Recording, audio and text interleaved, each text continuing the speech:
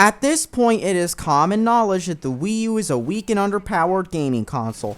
Third-party developers left and right were bashing the system when it still had even glimmers of hope for getting big third-party games, and when they weren't bashing the system, evidence was showing that the system was in fact weak in the form of final games that came out on the system. Third-party games would be inferior to even the 360 or PS3 versions and couldn't even touch the next-gen versions, while first-party games would lack features such as anti-aliasing and would run at 720p. Just how hard can an underpowered gaming console hurt a game though? Let's take a look at Pokken Tournament. Now, a while ago, it was confirmed that Pokken Tournament would only support 2 players, with one player getting the TV and the other getting the gamepad. No split screen or any of that. Now, what impact does that have on the game itself, however? Well, Pokken Tournament runs at 30 frames per second in split screen mode on the Wii U. That's right, a fighting game on a console runs at 30 frames per second when 2 players are playing on the same system.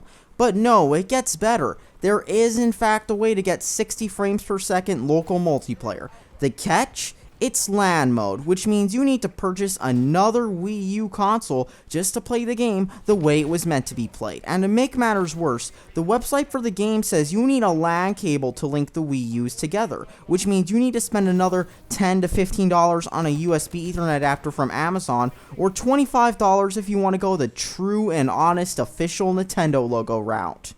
Now sure, split-screen frame rate drops are to be expected with any multiplayer game, and any Call of Duty player knows this. But at the same time, this isn't a shooter or driving game, this is a fighting game. Fighting games are known for letting 2 people play on the same machine or console at once. With other fighting games, there were never frame rate drops like this. If anything, this is a major drawback, and this is likely going to hurt competitive play. Smaller tournaments are likely going to get hurt more by this, however, as buying a second Wii U just for one game is going to be a very hard sell.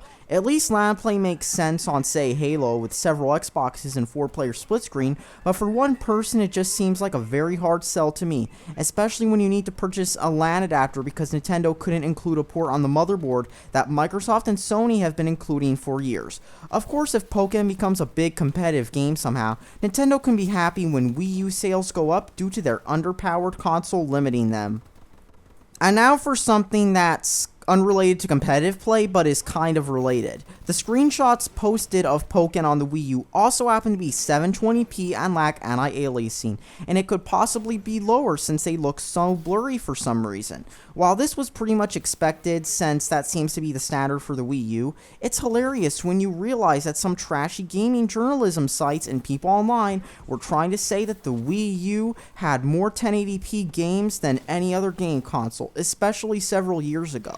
All in all though, Pokken is looking to be possibly another Wii U letdown. Or maybe not, since Nintendo fans ate up games like Smash 4 and Splatoon like free candy, and they think they're the greatest games ever, and that's all that needs to be said really.